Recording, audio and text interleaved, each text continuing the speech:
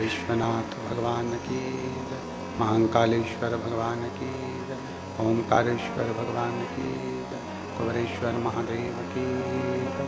हर हर महादेव, हर हर महादेव, हर हर महादेव। हर काशी विश्वनाथ, ओगरदानी, त्रिकालदर्शी, कैलाशी, अविनाशी भगवान शिव, जिनकी पुनीत पावन शिव महापुराण की कथा संपूर्ण विश्व के कल्याण हेतु बाबा देवाधिदेव महादेव की कृपा से, करुणा से, छत्तीसगढ़ की पवित्र भूमि से ये पावन ऑनलाइन शिव महापुराण की कथा श्रवण करने का सौभाग्य आप और हमको प्राप्त हुआ है। बड़े भाग्यशाली हैं छत्तीसगढ़ की पवित्र भूमि के सभी रहनिवासी, जहाँ सावन का ये पवित्र महीना और श्रावण के इस पवित्र महीने में ये पावन द्वितीय प्रथम कथा सावन की भिलाई नगर में हुई और द्वितीय कथा छत्तीसगढ़ की ये पवित्र धरा से आप और हम श्रवण कर रहे हैं। भगवान शिव देवाधिदेव महादेव, ओगरदानी, त्रिकालदर्शी, कैलाशी, अविनाशी भगवान शिव की कृपा, जो आज श्रावण महीने की शिवरात्रि है और आप और हम सब मिलकर भगवान शंकर की यह पवित्र कथा अपने नगर में बैठकर श्रवण कर रहे हैं। कितने भाग्यशाली हैं, जरा विचार करिएगा कि शिव की कृपा कितनी है, करुणा कितनी है। कथा के मुख्य यजमान श्री चंद्रशेखर पिल्ले, श्रीमती पूर्णिमा जी पिल्ले, श्री अनिल जी शुक्ला, श्रीमती शकुंतला शुक्ला, परमेश्वर जी सिन्हा, श्रीमती आशा जी सिन्हा। एक बार यजमान परिवार के लिए जोरदार ताली बजाकर स्वागत, वंदन, अभिनंदन, जिन्होंने इस पवित्र कथा के यजमान पद ग्रहण किया और अपने जीवन को सार्थक किया। भगवान देवाधिदेव महादेव, भगवान शिव, जो संपूर्ण विश्व का कल्याण करने वाले हैं, संपूर्ण जगत का उद्धार करने वाले, ऐसे भगवान शंकर की पवित्र कथा और उसको सुनने का सौभाग्य आप और हमको मिला। संपूर्ण देशवासी, संपूर्ण विश्व में निवास करने वाले श्रावण की शिवरात्रि के दिन यह कथा आज 2 अगस्त से प्रारंभ हो रही है। 1 बजे से 4 बजे तक कथा का लाभ आप और हम सब ले रहे हैं। और तेरी कृपा बिना न हिले एक भी अणु, लेते हैं श्वास तेरी कृपा से तनु तनु। बखान क्या करूं मैं राखों के ढेर का, कपटी बबूत में खजाना कुबेर का। हे गंगाधार मुक्ति द्वार ओंकार तू, भोले ओंकार तू। आयो शरण तिहार शंभु तार तार तू। बखान क्या करूं मैं राखों के ढेर का, चपटी बबूत में खजाना कुबेर का। हे गंगाधार मुक्ति द्वार ओंकार तू, भोले ओंकार तू। आयो शरण तिहार शंभु तार तार। ये उसकी कृपा से, ये उसकी दया से आप और हम सब श्रवण करने के लिए बैठे। चैनल के माध्यम से जितने शिव भक्त भगवान शंकर की इस कथा का लाभ ले रहे हैं, अपने आप को आज धन्यवाद का पात्र समझना कि शिवरात्रि के दिन, वो भी श्रावण की शिवरात्रि के दिन, आप और हम सब अपने घरों में बैठकर भगवान की कथा का लाभ ले रहे हैं। ये शिव कृपा है। 24,000 श्लोक का यह अपार समुद्र है शिव महापुराण। और 24,000 श्लोक के अपार समुद्र में से एक कोई मोती हम अगर उसमें से पकड़ लें, मात्र एक मोती, अगर हम 24,000 श्लोक में से मात्र एक मोती भी अगर पकड़ लें तो शायद हमारी जिंदगी सार्थक हो जाए, हमारा जीवन सार्थक हो जाए। पहले तो आप जितने बैठे हो ना, अपने घर जाके नजर उतरवा लेना, कहीं कोई ना कोई पुण्य तो तुम लोगों ने गजब का किया होगा, ये पक्का है। कोई ना कोई पुण्य गजब का किया होगा, जो सावन की शिवरात्रि के दिन आप और हम सब बैठकर कथा का रसपान कर रहे हैं। सहज नहीं है शिवपुराण, सरल नहीं है देवाधिदेव महादेव की कथा। कितना सुंदर भगवान शंकर से माता सती ने कुछ प्रश्न किए हैं, और कहते हैं कि अमरनाथ की गुफा में माता पार्वती जी ने भगवान शंकर से प्रश्न किए थे। सौराष्ट्र की पवित्र भूमि पर भगवान महेश से माता उमा ने प्रश्न किए थे। और कहते हैं काशी के अंतर्गत, काशी की पवित्र भूमि पर माता सती ने बारंबार भगवान शंकर से प्रश्न किए। कई प्रश्न माता सती भगवान देवाधिदेव महादेव से करती हैं, कई प्रश्न। और उसी में एक प्रश्न माता सती ने भगवान शंकर से किया है। और वो प्रश्न ये जितने शिव भक्त यहाँ बैठे हुए हैं और जितने आस्था चैनल के माध्यम से और फेसबुक यूट्यूब के माध्यम से अपने घरों में बैठकर श्रवण कर रहे हैं, उनको भी इस प्रश्न का उत्तर ज्ञात होना चाहिए। सती मैया ने एक प्रश्न, बड़ा एक भारी प्रश्न माता सती ने भगवान देवाधिदेव महादेव से करा।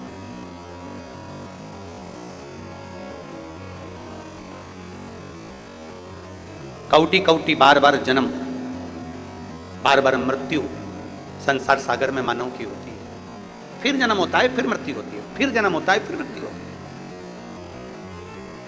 जगतगुरु शंकराचार्य जी ने तो अपनी भाषा में कहा है कि पुनरपि जननम पुनरपि मरणम से छूटना, इससे मुक्त हो जाना, इससे बाहर निकल जाना।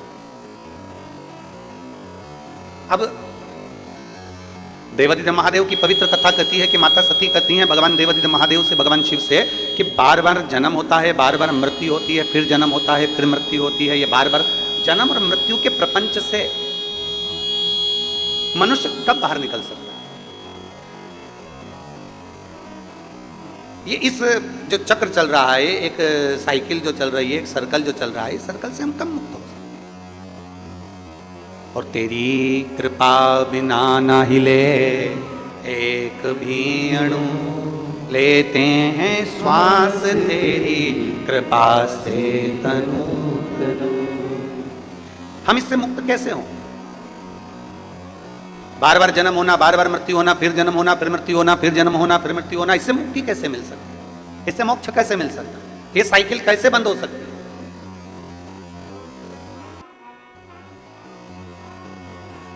कैसे मुक्त हुआ जाए? हम और आप जब संसार में जन्म लेते हैं तो जन्म लेने के बाद में अपना कर्म पूरा कर कर फिर चले जाते हैं। अब हमको नहीं मालूम कि हम आएंगे कि नहीं आएंगे।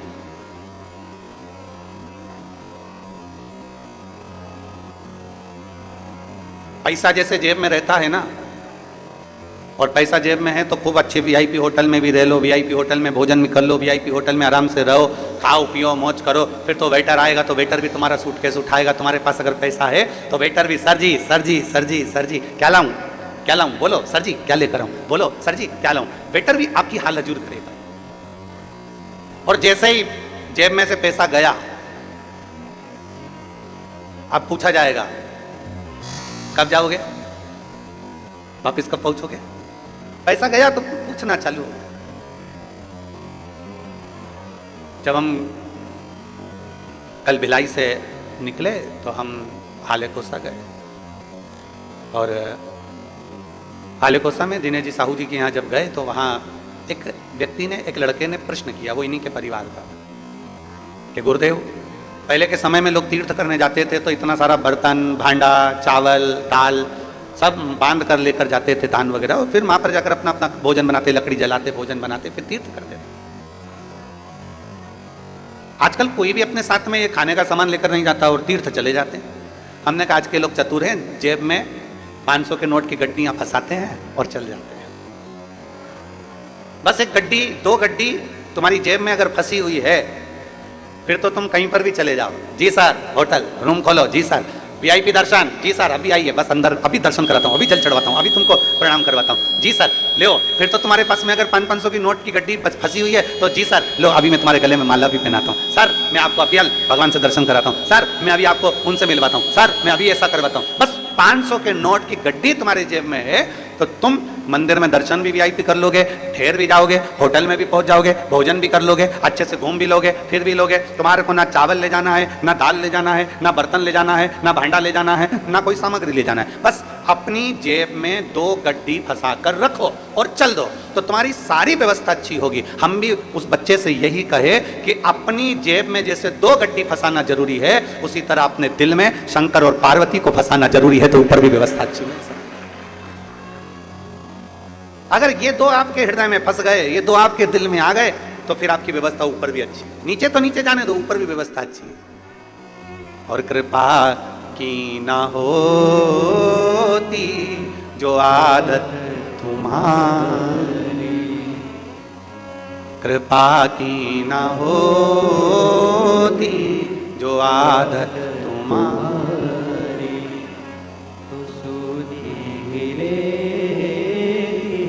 अदालत तुम्हारी, गरीबों के दिल में जगह तुम न पाते, तो किस दिल में होती इबादत तुम्हारी, तो किस दिल में होती इबादत तुम्हारी। केवल एक शिव और पार्वती, राम और सीता, कृष्ण और राधा, नारायण और लक्ष्मी मां, ब्रह्मा और ब्रह्माणी, ये 2 गड्डी है हमारी, और जिसको आपने दिल में, हृदय में रख लिया। और हृदय में अगर रखा गई तो फिर भगवत भजन का आनंद अपने आप प्राप्त होगा। तो ये जो ये जजमान बने हैं, चंद्रशेखर जी पिल्ले, पूर्णिमा जी पिल्ले, श्री अनिल शुक्ला जी, श्रीमती शकुंतला शुक्ला जी, परमेश्वर सिन्हा जी, आशा सिन्हा जी, ये जो जजमान बने हैं, इन्होंने शायद सोचा भी नहीं होगा।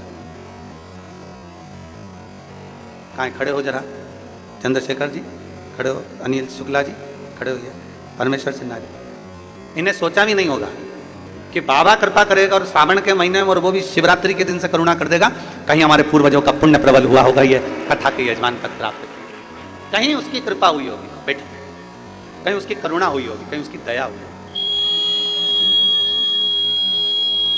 एक विश्वास अपने भीतर प्रबल, 2 गड्डी हमने जेब में फंसा ली है और फिर तीरथ को चल दी है। बस भगवान का नाम हमने हृदय में रख लिया और चल दिया।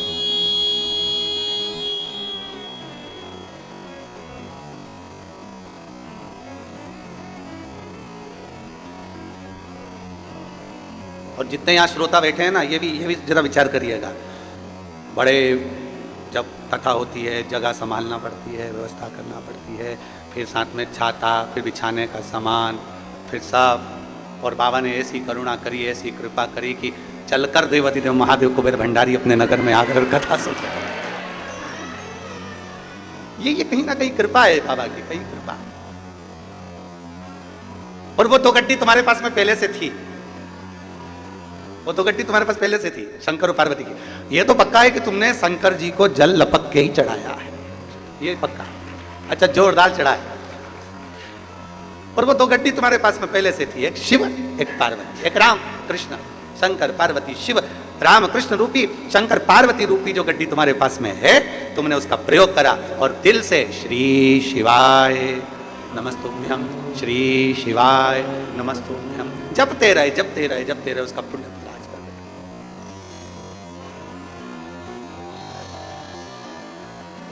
संपूर्ण जीवन का एक आनंद आप और हमको प्राप्त हो। माता सती ने प्रश्न किया काशी की धरा पर, काशी की भूमि पर, और काशी की धरा पर भगवान प्रश्न कर रही है माता सती भगवान देवती महादेव से, भगवान शिव से, भगवान शंकर से, बाबा जी हमारे मन के संशय को मिटा दीजिए, ये पुनरपि जन्म पुनरपि मरणम, बार बार जन्म बार बार मृत्यु के प्रपंच से कैसे छूटा जाए, वो हमको बता दीजिए। हम कैसे छूटे हैं और भोलेनाथ सुना दो ऐसी कथा जिसे सुनकर मैं भी अमर हो। हे शंभु, हे त्रिकालदर्शी, है कैलाशी, है विनाशी, जिसको श्रवण कर मेरे भीतर के संशय मिट जाए, जिसको श्रवण कर मेरे भीतर का संशय चले जाए, ऐसी कथा मेरे जीवन को श्रवण करा दी। मुझे श्रवण करना है ऐसी कथा जो मेरे संशय को मिटा दे, मेरे संशय को समाप्त कर दे। मां भगवान देवाधिदेव महादेव सुन रहे हैं, माता सती बारंबार प्रश्न कर रही हैं, भगवान शंकर से बारंबार प्रश्न किया जा रहा है, बारंबार। और कितना सुंदर बात है, शिवपुराण कहती है यदि हमारा कर्म अच्छा है, यदि हमने श्रेष्ठ कर्म करा है, तो हमको भगवान को ढूंढने की जरूरत नहीं पड़ती, बाबा देवाधिदेव महादेव हमको ढूंढता है।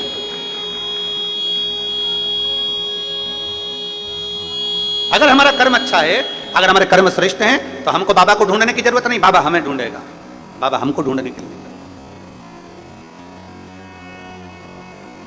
कर्म अच्छा करिए। अभी भिलाई की कथा में हमने एक बात कही थी कि बन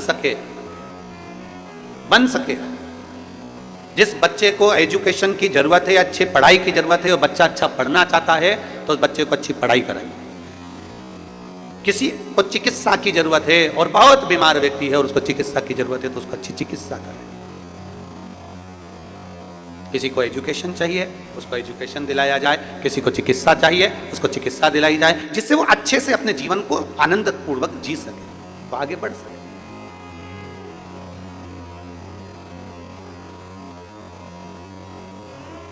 किस किसने सुनी थी भिलाई की कथा? हाथ उठाओ जरा। सभी ने सुनी है? रख लो रख लो रख लो। अगर चिकित्सा की जरूरत है तो चिकित्सा मिले, और यदि कहीं शिक्षा की जरूरत है तो शिक्षा मिले, और प्रयास करें कि अच्छी शिक्षा, अच्छी चिकित्सा जनमानस तक पहुंचे।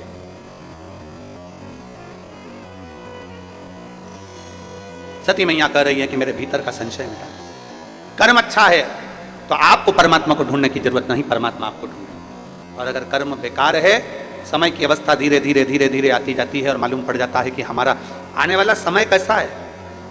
बचपन में कुछ अच्छा करा है तो जवानी में प्राप्त होता है, और जवानी में कुछ अच्छा करा है तो अधेड़ी में प्राप्त होता है, और अधेड़ी में कुछ अच्छा करा है तो बुढ़ापे में प्राप्त होता है। और यदि हम पूर्व से ही केवल थोड़ा थोड़ा थोड़ा थोड़ा पाप कर्म हमारा इकट्ठा होता गया, तो बुढ़ापे में यह मत सोचना कि बहू तो रोटी दे देगी, बुढ़ापे में यह मत सोचना कि परिवार के लोग जी हजूरी कर लेंगे। अगर बुढ़ापा आते आते अपने ही अपने को ताना दे रहे हैं, बुढ़ापा आते आते अपने ही अपने को गाली दे रहे हैं, बुढ़ापा आते आते अपने ही अपनों को अपशब्द कर रहे हैं, तो फिर यह मानकर चलना कि हमने पूर्व का कर्म थोड़ा श्रेष्ठ नहीं कर पाए, इसलिए आज हमको सुनना भी पड़ रहा है और सहना भी पड़ रहा है। अरे मत बुरे कर्म कर बंदे वरना पछताएगा, भगवान की आंखों से तू बच नहीं पाएगा, तू बच नहीं पाएगा। अरे ओ अज्ञानी मत करना दानी, अरे ओ अज्ञानी मत करना दानी, तेरे कर्म का फल भी तू ही पाएगा, जैसा किया तूने तेरे आगे आएगा। मत बुरे कर्म कर बंदे वरना पछताएगा, भगवान की आंखों से तू बच नहीं पाएगा, तू बच नहीं पाएगा। अपने कर्म थोड़े श्रेष्ठ कर, जितना बन सके श्रेष्ठता का कर्म थोड़ा थोड़ा करते चलिए, थोड़ा थोड़ा बहुत है। ये मेरी जीजियां बेटी है ना, इनको ज्यादा पैसा नहीं मिलता है, ये तो थोड़ा बहुत मायके गई, पापा ने दे दिया, माँ ने दे दिया, बाबूजी ने दे दिया, महतारी ने दे दिया, थोड़ा थोड़ा इकट्ठा करती है। बच्चों का मिलता है वो इकट्ठा कर लेती है, थोड़ा सा पति देवता दे देते हैं वो इकट्ठा कर लेती है, थोड़ा कहीं कोई मेहमान पावना आ गया, कहीं से धन आ गया तो वो इकट्ठा कर। जो नौकरी करती है उनका नहीं कर रहे हम, जो सर्विस कर रहे हैं उनका हम नहीं कर रहे, हम तो जो घर की दीदियां हैं, घर की हमारी बहनें, हमारी जीजियां हैं, हम उनका करें थोड़ा थोड़ा थोड़ा थोड़ा 50, 100, 500, 200, 25, 50, 100, 500, 200 इकट्ठा कर लेते हैं। किसके लिए इकट्ठा कराएंगे? बोलो बोलो जरा जीजियों, बोलो जरा जम के। खुद के लिए? बोलो जम के। नहीं। किसके लिए इकट्ठा करा? ये पैसा इकट्ठा करा जब बच्चों को जरूरत पड़े तो मैं निकाल कर दे सकूं, और पति को जरूरत पड़े तो मैं निकाल कर दे सकूं, ये उस समय के लिए, खुद के लिए नहीं। एक कथा, अमलेश्वर की कथा में हमने कहा था कि स्त्री से उसकी उम्र मत पूछो और पुरुष से उसकी आय मत पूछो। स्त्री से उम्र मत पूछो और पुरुष से, जम के बोलो जरा, आय मत पूछो। क्यों? स्त्री से उम्र इसलिए नहीं पूछिए क्योंकि स्त्री अपने लिए नहीं जीती, एक नारी जब भी जीती है अपने परिवार के लिए जीती है, इसलिए नारी से उसकी उम्र नहीं पूछी जाती। उसकी उम्र नहीं पूछते कि तू कितने साल की, स्त्री से उसकी उम्र नहीं पूछी जाती कि तू कितने वर्ष की है। और पति से, ये जितने मेरे जीजा बैठे हैं यहाँ पे और जितने आस्था चैनल पर जीजा कथा सुन रहे हैं, इनसे इनकी आय नहीं पूछी जाती। तुम कितना कमाते हो, कितनी आवक हो रही है, कितने की फसल गई, कितना आया, नौकरी करते हो, सर्विस करते हो, कितना मिलता है, कितना कटता है और कितना मिलता है, इनसे नहीं पूछा जाता।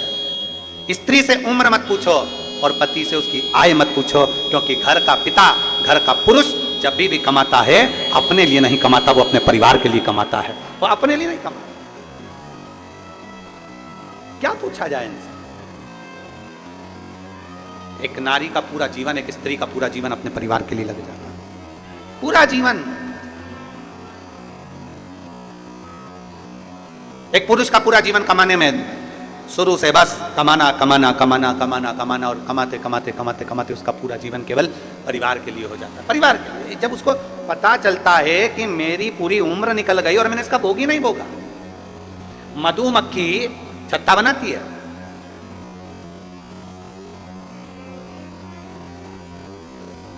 तो अच्छा है ये यहाँ पे मधुमक्खी का छत्ता नहीं है। एक बार कहीं कथा करने गए थे बिहार साइड में, तो वहाँ मधुमक्खी का छत्ता था। अब वो इतनी बड़ी बड़ी ये लाइटें जलती हैं, तो वो मधुमक्खी का छत्ते में से मक्खियाँ निकल निकल के सब इधर उधर।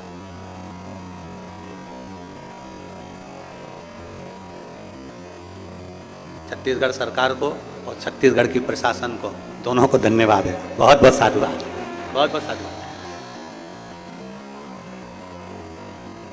मधुमक्खी अपना छत्ता बनाती है, जगह जगह से पुष्प का रस लेकर आती है और शहद बनाकर तैयार करती है। उसको लगता है मैं खाऊंगी, अब मैं तैयार करा, अब मैं खाऊंगी, अब मैंने तैयार करा, अब मैं खाऊंगी। फिर सोचती है वो, अब मैं खाऊंगी। जीवन बहुत विचित्र है। मेरी जीजियों, मेरे जीजाओं, मेरी बेटियों, मेरे बेटाओं, मेरी माताओं, मेरे भाई, मेरे बंधु, मेरी माताएं, ध्यान रखना, जीवन बड़ा विचित्र है। जब दांत रहते हैं तब खाने को चने नहीं मिलते हैं, और जब चने मिलते हैं तो मुंह में दांत नहीं रहते। पूरा जीवन तो हम संघर्ष में निकाल देते हैं। बस मेहनत करूंगा, अभी थोड़ा कमा लूंगा ना, इसके बाद घर बनाऊंगा, घर बनाऊंगा, एक नंबर का मकान बनाऊंगा, गाड़ी लाऊंगा, ये करूंगा, वो करूंगा। मालूम पड़े घर भी बना लिया, गाड़ी भी लिया है, पर शरीर ऐसा हो गया कि घर तो नंबर 1 का बनाया, पर ऊपर एक बार अगर चढ़ गई तो 3 दिन बाद नीचे उतरी है। क्या मतलब का घर? कई कई माताओं को बड़ा शौक रहता है, बस अपने पति से कहती है अपने एक मकान बनाएंगे। इतनी बारिश होती है ना, कपड़े सुखाने की जगह नहीं अपने घर में। अरे बोलो तो सही है कि गलत है? अपने यहाँ कपड़े सुखाने की जगह नहीं है, अपन एक मकान बनाएंगे और घर में ऐसा ऊपर ऐसा शेड लगा देंगे जहां पर कपड़े सूख जाए, कर जाए, और ऊपर अपन 2 मंजिल का बना लेंगे, बच्चों का कमरा अलग, इस बेटी का कमरा अलग, दामाद अलग, तो ये सब चीज कमरे कमरे बना देंगे और ऊपर अच्छी व्यवस्था कर देंगे कपड़े वपड़े सूखने की। अब मालूम पड़े बेचारे पति ने हिम्मत कर कर, मेहनत कर कर, कमा कर घर बना दिया। घर के ऊपर कमरे, कमरे के ऊपर छत भी बना दी, और छत पे ऐसी व्यवस्था भी कर दी कि कपड़े सूख जाएं। अब मालूम पड़ा जब मकान बनाने का कहा गया था तब उम्र दूसरी थी, और आज जब कपड़े की बाल्टी लेके ऊपर चढ़ी तो मालूम पड़ा 4 घंटे तक वहीं पर बैठी है। भगवान भोलेनाथ, शंभुनाथ, त्रिकालदर्शी, कैलाशी, अविनाशी। इतने में नीचे आवाज पहुंची बहू के पास में, मम्मी क्या हो गया? इतने में मम्मी झरोके में से झांक के बोली, तेरी मम्मी जा रही ऊपर। तुरंत नीचे से बहू दौड़ी दौड़ी ऊपर गई और मम्मी को देखा हालत खराब, मम्मी को पानी वानी पिलाया उसने। जब दांत हैं तो चने नहीं है, और जब चने हैं बोलते जाओ जम के दांत।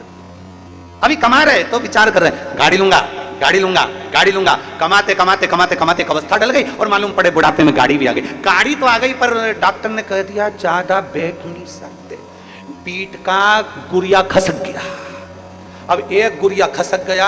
अब थोड़ी देर तक गाड़ी में बैठा था, इतनी देर में तो घर पहुंचा और पत्नी कह रही जी सुनो तो सही, कथा चल रही है, गांव का नाम नहीं बोलूंगा, यहां का नाम तो बोलूंगा ही नहीं।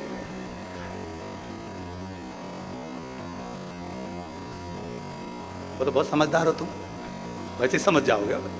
कथा चल रही है, अच्छा जाना है, अच्छा पर मैं ज्यादा गाड़ी में नहीं बैठ सकता, मेरा गुरिया खसका है।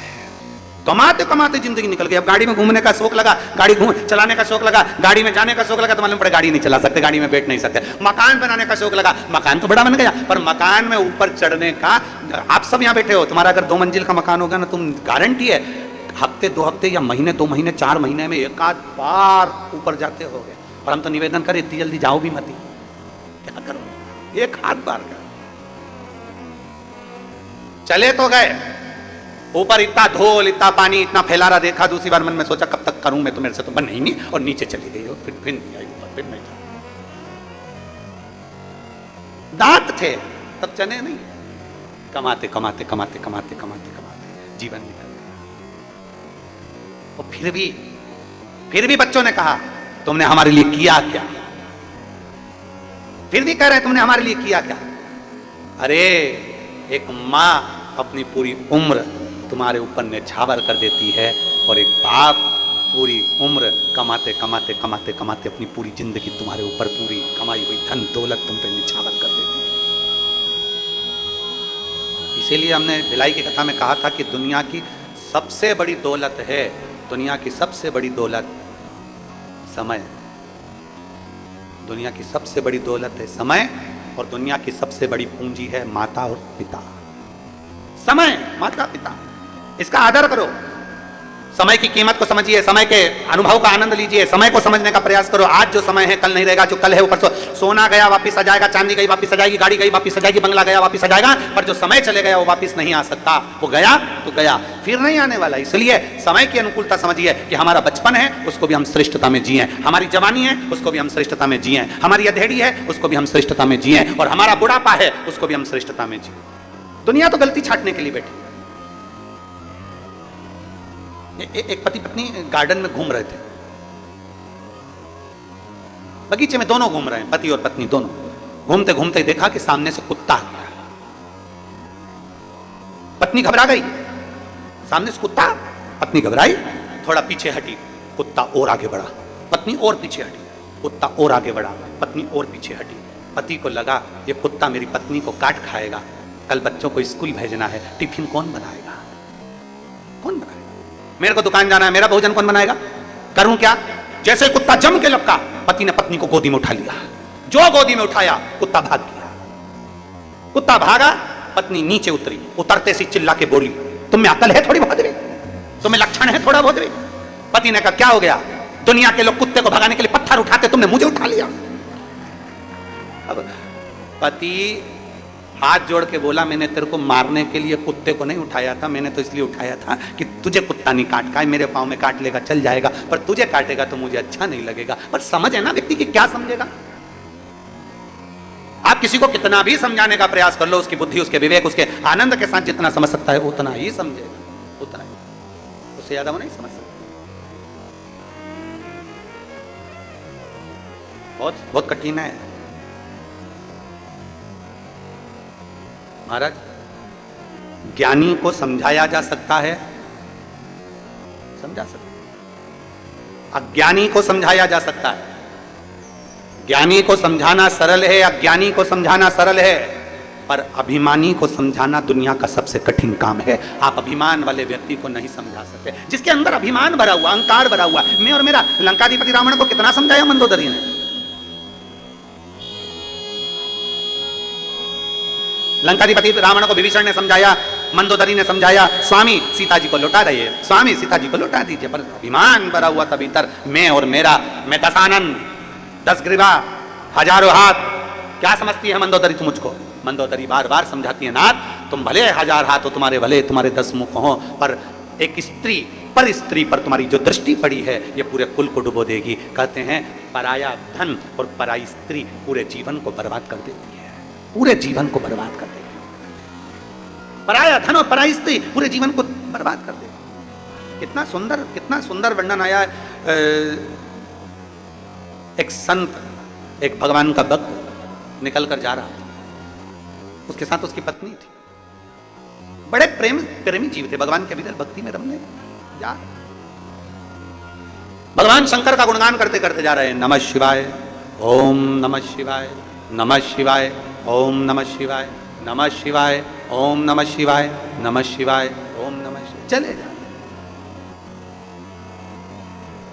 इनका नियम था, जंगल से लकड़ी लाते, लकड़ी को बेचते, बेचकर अपना यापन करते,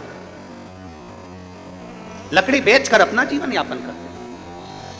अब आज दोनों पति पत्नी जैसे ही जाने लगे, पार्वती जी ने शिव जी से कहा, बाबा, ए भोले बाबा। शंकर जी बोले, हाँ गौरा बोलो क्या बात है। पार्वती जी बोल रही हैं, बाबा ये दोनों पति पत्नी आप और हमको भजते रहते हैं, दिन भर शिव शिव शिव शिव जपते रहते हैं। ये पति पत्नी दोनों दिन रात शंकर का नाम लेते हैं। बाबा बहुत तकलीफ में, आप कृपा कर दो ना, इनको थोड़ा बहुत धन दे दीजिए ना, आपके कुबेर के खजाने में से, कुबेर के भंडार में से थोड़ा सा धन इनको दे दो। शंकर भगवान पार्वती जी से बोले, पार्वती मैं दे तो दूंगा, पर इनके भाग्य में अभी धन श्रेष्ठ नहीं है, इनके भाग्य में भी धन श्रेष्ठ नहीं है।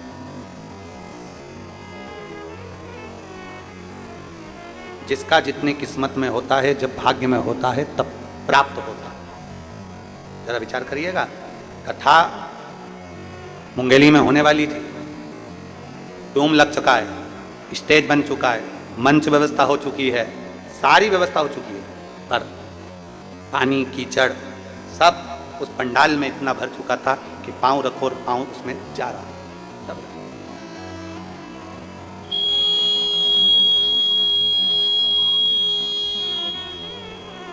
ऐसा नहीं है कि प्रशासन नहीं चाहता कि कार्यक्रम नहीं हो, अपने क्षेत्र में कार्यक्रम हो, ये तो प्रशासन भी चाहता है। क्षेत्र के चाहे कलेक्टर हो, एसपी हो, एसएसपी हो, कमिश्नर हो, आईजी हो, डीएसपी हो, एसडीएम हो, हर तहसीलदार हो, हर टीआई, सब चाहते हैं कि हमारे क्षेत्र में भी बाबा की कथा हो। ऐसा नहीं कि नहीं चाहते, पर उनका भी एक भाव होता है कि सुरक्षित हो। सुरक्षा पहले, क्योंकि देखा हुआ है अभी भिलाई में जो कथा हुई है, भिलाई में 3 बार पहले कथा हो चुकी है, पर आपने देखा होगा ये जो चौथी कथा भिलाई में हुई, जो 3 कथा हुई है, उन कथा से भी ज्यादा भीड़, ज्यादा भक्त भिलाई की इस कथा में पहुंच गए, और इतने भक्त पहुंचे कि पूरी रोडों पर चारों तरफ भक्त भरे हुए थे।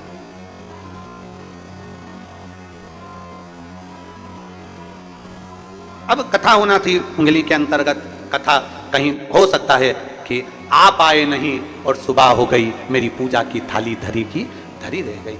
वो तराजू होता है ना, तराजू में एक इधर भी वजन रख के देखा जाता है, इधर का भार की इधर का भार। हमें तो लग रहा है छत्तीसगढ़ का कांटा यहाँ था और इधर भी भार देखा गया, तो हो सकता है तुमने पानी ज्यादा चढ़ाया होगा, तराजू इधर तक गया।